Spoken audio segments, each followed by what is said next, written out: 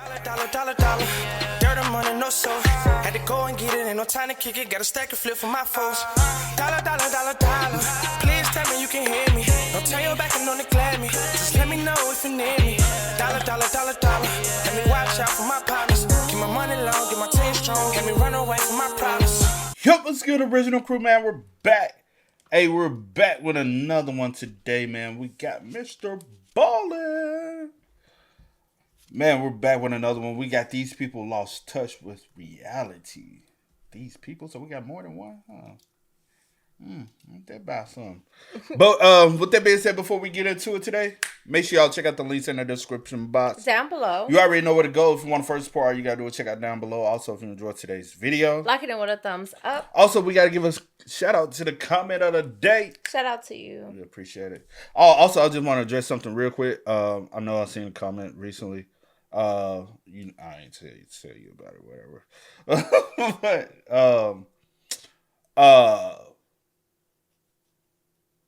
Dang, what I was gonna say? Oh, about us.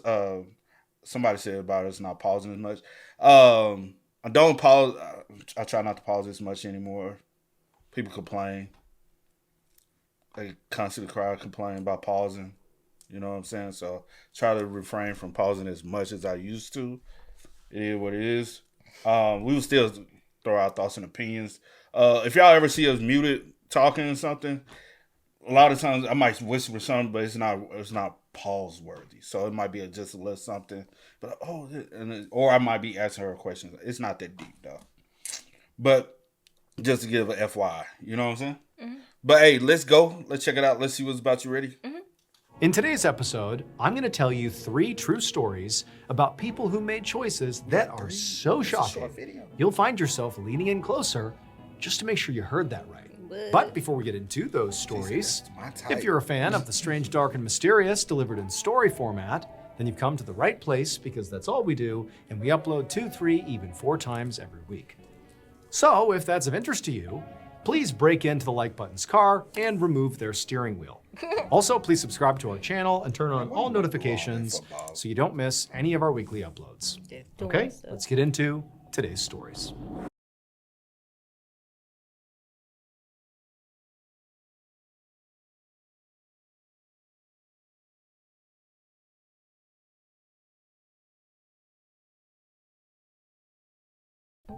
One weekday morning in March of 1995, a man named Luther Charles sat on the porch of his parents' house in St. Louis, Missouri, while holding a newspaper.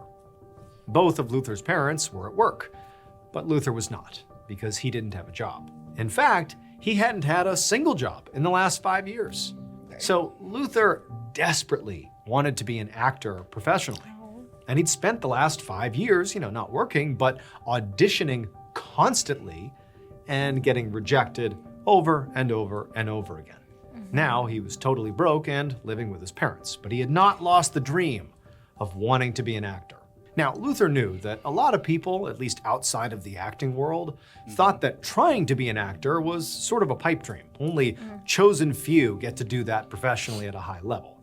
And that he, Luther, should be more realistic and just get a normal job, especially after 5 years of attempts that didn't work out. But he just couldn't bring himself to do that, because for him, it was going to be acting or nothing. So on this particular morning, he was doing what he did almost every single day, which was flipping through the classified section of the newspaper, looking for any open calls for auditions. And as he scanned the page he was on, he saw one that caught his eye. It was for a musical that was being produced several hundred miles away in Ohio, but they had an open call for auditions that night. Now, at first, Luther was kind of confused about why producers from Ohio would place a call for auditions in a newspaper in Missouri. But then he saw that it was because these producers were trying to find a very specific kind of actor for what sounded like a very unique character. And Luther realized he could be what they were looking for. This could finally be his chance to get his big break. This was, of course, not going to be easy. Number one, he would have to drive today all the way to Ohio just to do this audition.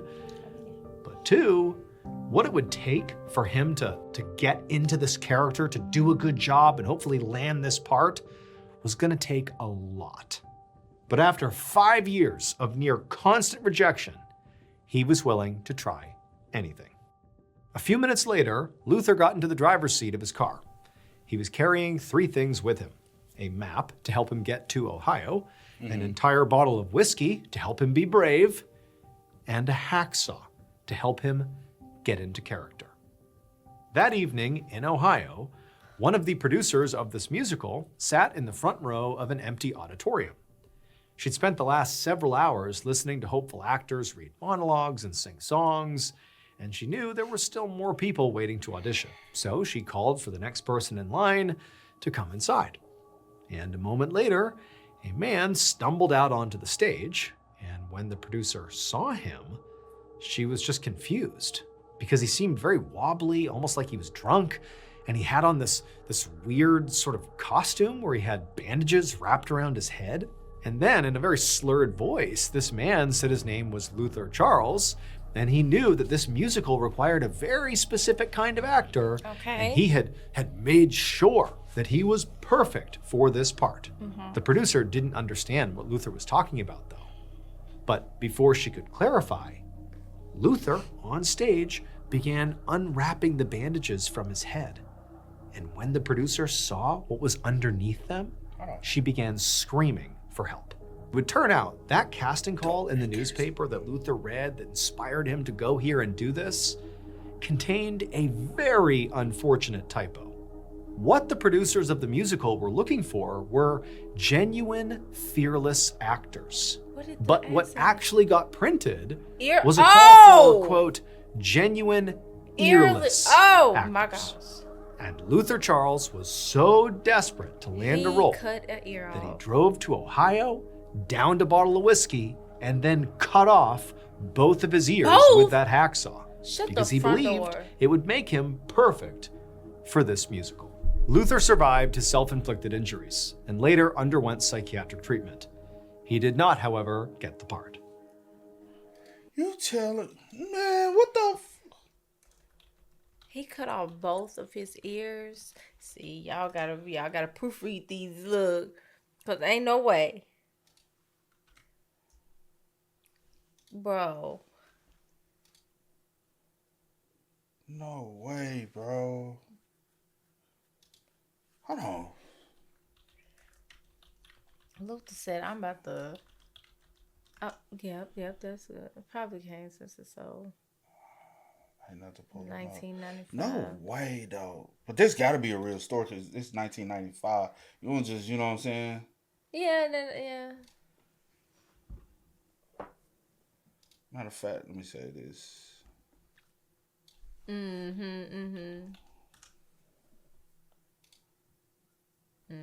Yeah. I just would love to see, You want to like, see some? yeah. Not. What about you?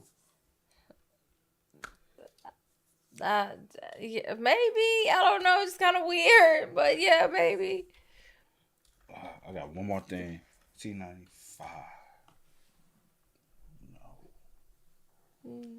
No. Damn. But he was that desperate. He was like, But honestly, like, desperate actor Luther Charles from Missouri cut his ears off after a show advertised for earless performers. unfortunately, the ad should have read "fearless." That is crazy. Wow. Literally, did I hear that right? Y'all see how you see how he intertwined that? Did I hear that correctly? No, did you read that correctly? BetterHelp is the paid partner of today's. All right, let's get past this, y'all. That's crazy. That is crazy. Wow. On an evening in October of 2003, a woman named Tina carried a grocery bag down the hallway of a big apartment building in Harlem, New York. The hallway was narrow, with white tile walls and heavy metal doors and overhead lights that flickered.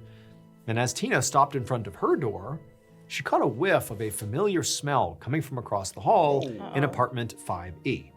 It smelled like urine and rotting meat. Tina grimaced, but quickly set down her grocery bag and began sifting through her purse for her keys. But right as she found them, she heard footsteps coming down the hall behind her. She turned, and when she saw who was walking up the hallway towards her, she began to panic because it was Antoine Yates, the owner of apartment 5E, the stinky apartment. He was coming right down the hall, and he was carrying what appeared to be this huge sack that maybe looked like it was filled with sand or something. She didn't care, but she did not want to be near this guy. And so as fast as she could, she put the key in the door, opened it up, flew inside, grabbed her groceries, shut the door, and deadbolted it. I will have to. Now, Tina did feel sort of guilty about being really obviously rude towards Antoine. I mean, Antoine had lived in this building for years, and at one point she had thought he was a nice guy.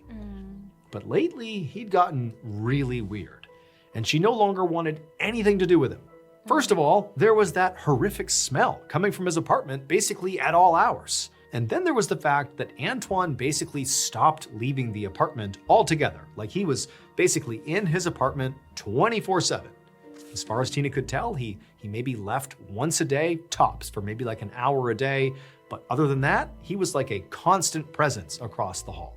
But beyond the smell and his reclusive nature, the most sort of alarming aspect of his recent weird behavior were all the random loud crashing sounds that Tina would hear coming from Antoine's apartment at all hours, even though from what she could tell, he didn't have any visitors ever. It was just him in there.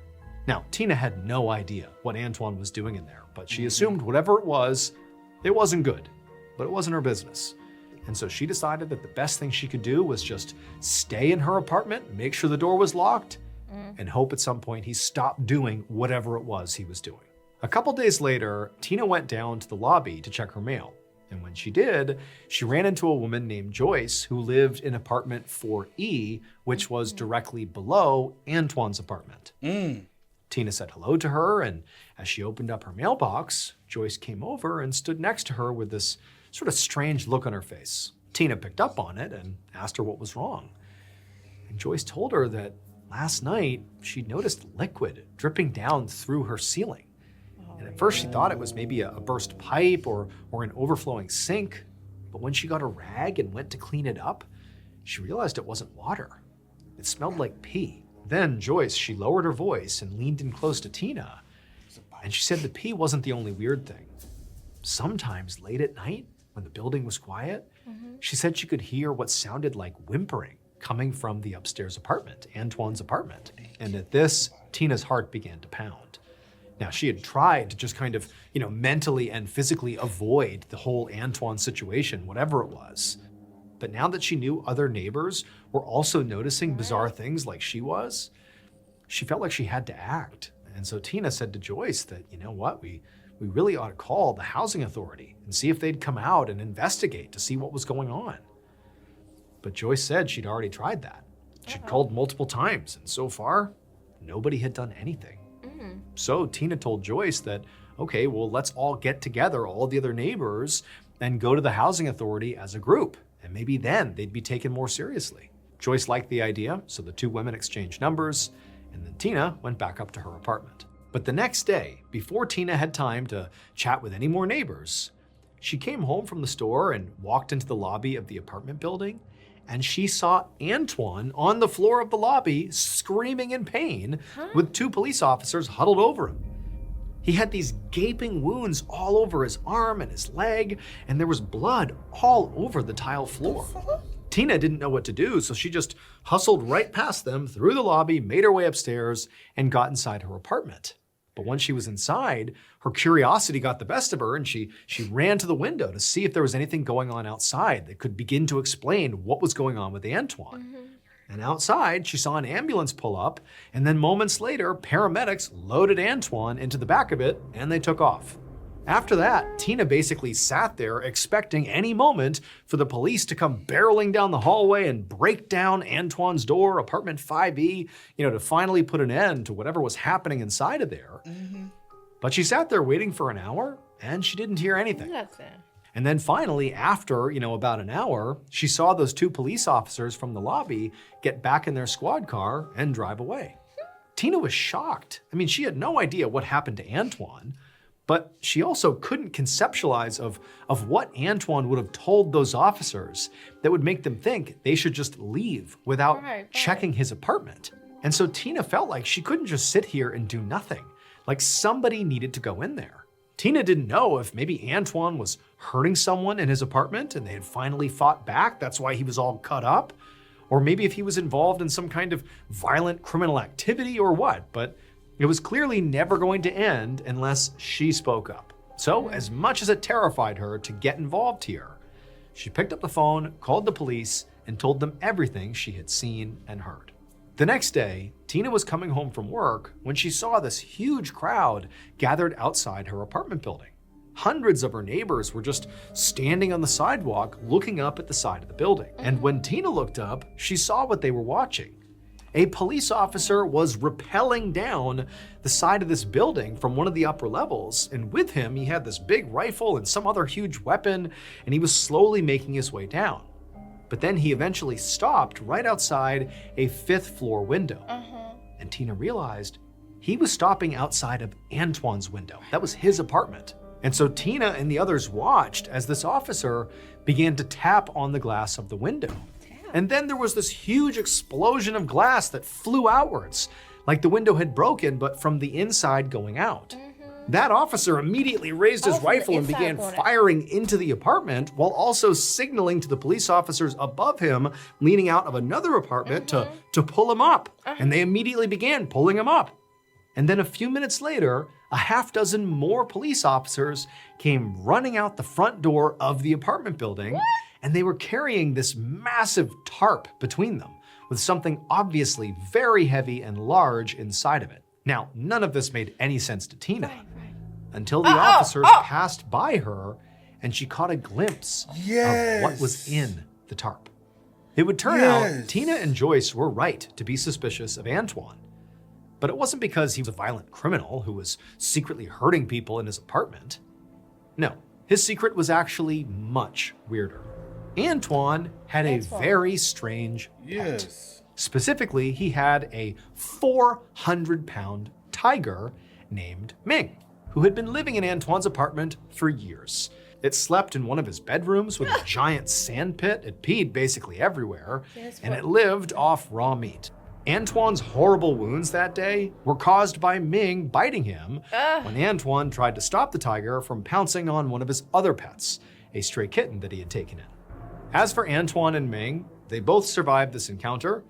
Antoine was ultimately arrested for reckless endangerment, and Ming, who was just tranquilized during that exchange with the police officer, was carried out of the apartment and taken to a sanctuary in Ohio. Also, that stray kitten survived the attack as well. Oh, well, that's good. Everybody survived. My goodness. See, I feel like I kind of remember the story, but I didn't remember that it was a whole tiger. No, I know about this. I was like, I know his name, and I was like, bro, I've heard his name before. But with the tiger situation, I said, oh shit, I do. Yes, I do remember this. I forgot all about this story. It's so bizarre.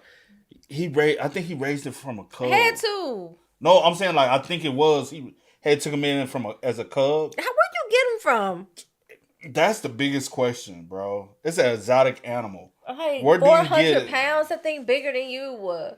At that age, yeah. But Period. But some people like, hey, if you raise them like since.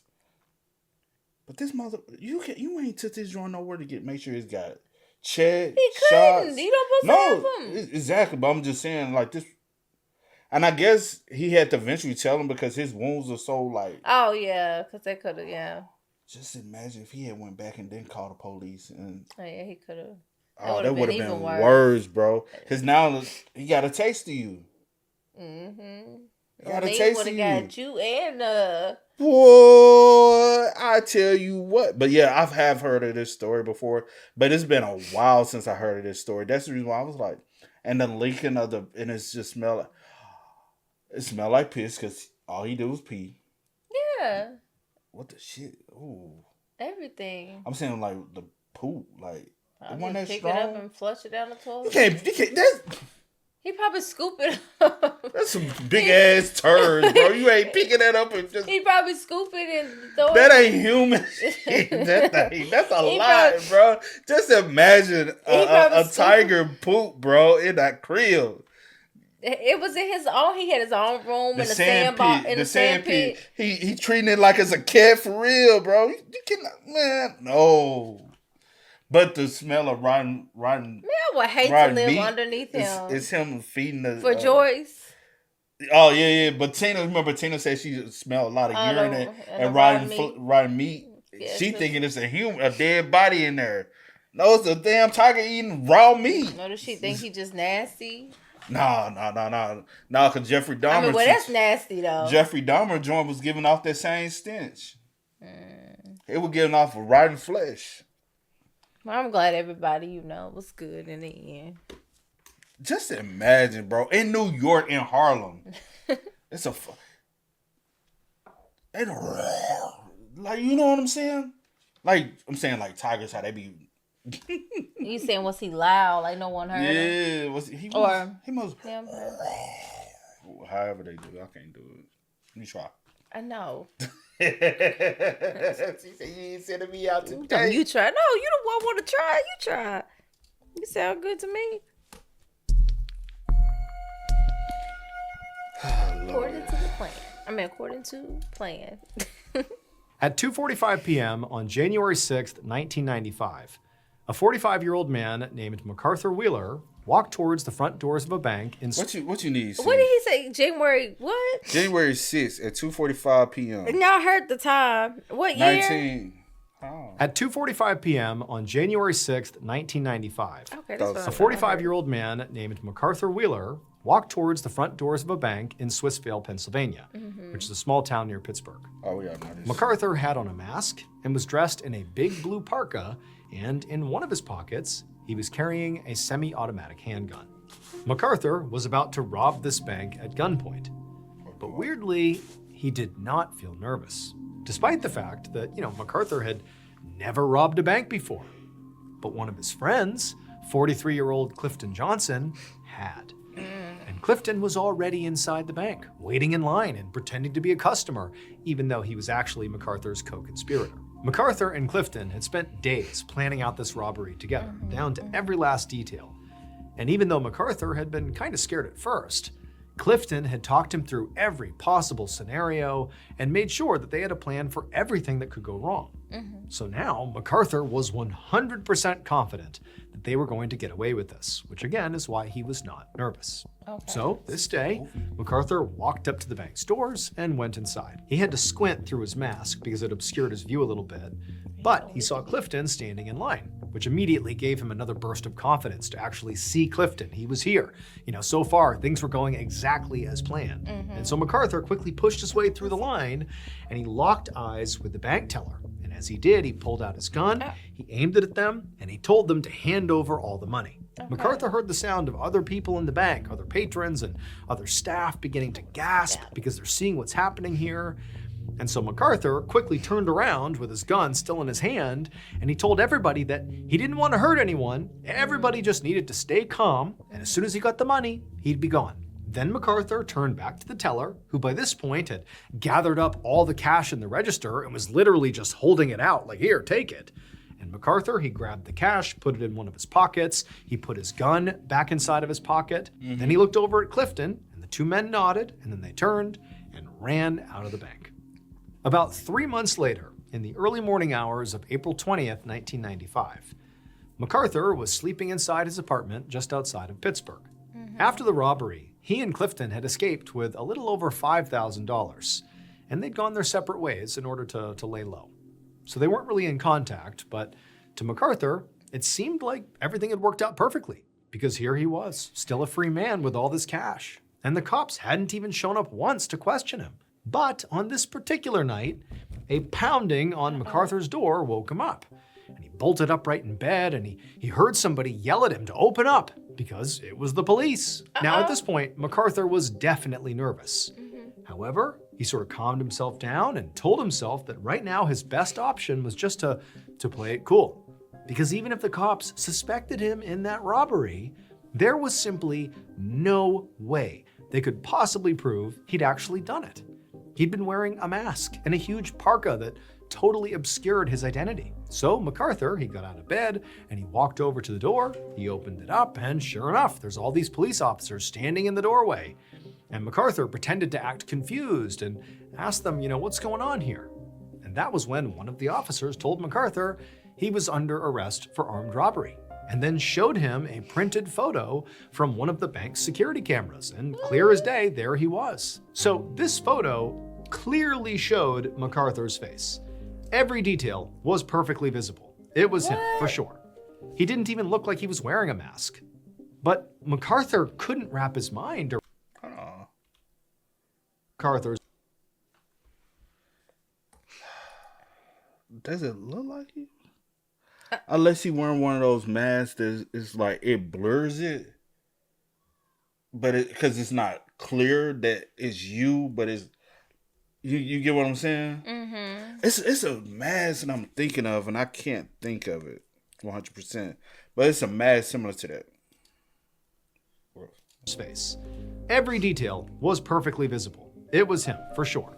He didn't even look like he was wearing a mask. But MacArthur couldn't wrap his mind around how this was possible. He looked from the picture up to the cops and just said, "But I wore the juice." It would turn out the mask MacArthur was wearing during this robbery was not a ski mask or a Halloween mask or really a mask in any traditional sense of the word. What MacArthur and his co-conspirator Clifton had both done. Watch this part, y'all. It is the dumbest shit. It's the dumbest. I know the story, but I can't remember anything. It's the dumbest shit. Hold on. Sense of the word. It's what MacArthur and his co-conspirator Clifton had both done, and what they truly thought would disguise their identities completely, was rub lemon juice on their faces. They believed that lemon juice would essentially act as a mask and make them literally invisible to security cameras. Unfortunately, though, lemon juice does not make you invisible. Right. And so once the police accessed the bank's security footage, they saw clear as day MacArthur and Clifton committing this crime, and they arrested them both. Clifton was sentenced to 5 years in prison for armed bank robbery, and MacArthur was sentenced to 22.5 years. But this was not the end of the story, because Clifton and MacArthur's ridiculous crime made headlines. And before long, a professor of social psychology at Cornell University read about it, and it made him realize something. The fact that MacArthur literally believed lemon juice would make him invisible, and he acted on that knowledge, or that supposed knowledge, to commit this crime, and then was shocked when it didn't work, that suggests a level of stupidity that is just exceptionally high. So high that this professor began to wonder if maybe MacArthur is so stupid, he actually doesn't understand how stupid he really was.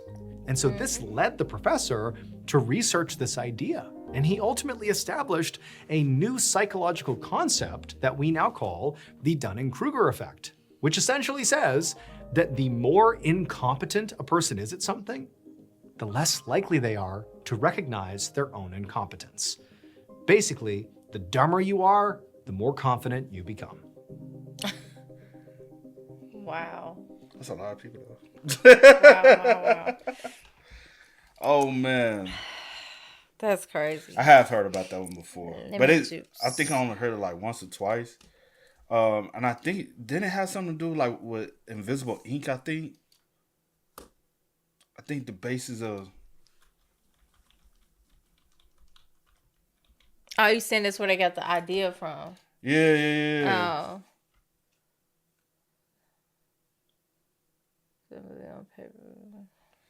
It has something Your to memory do be with, better. it has something to do with that theory. Yeah. And they thought, oh, we should just rub lemon juice on us and it'll make us invisible to the cameras. Mm-hmm. Yeah. One of those Bless the dumbass, child. Oh, That's man. crazy. Crazy story. But I have heard of that situation once before. I feel like I have as well, but didn't remember like that it was lemon juice or the details. Yeah. What day? But hey, y'all spell us up, man. Let us know y'all thoughts about it for us in the comments down below. Please for do. us. But until next time, y'all know how it go, man. I do go by the name DJ New Kid. This is See our Nicole. We Are. Kid and C. We out. Go and get it, ain't no time to kick it. Got a stack of flip for my folks. Dollar.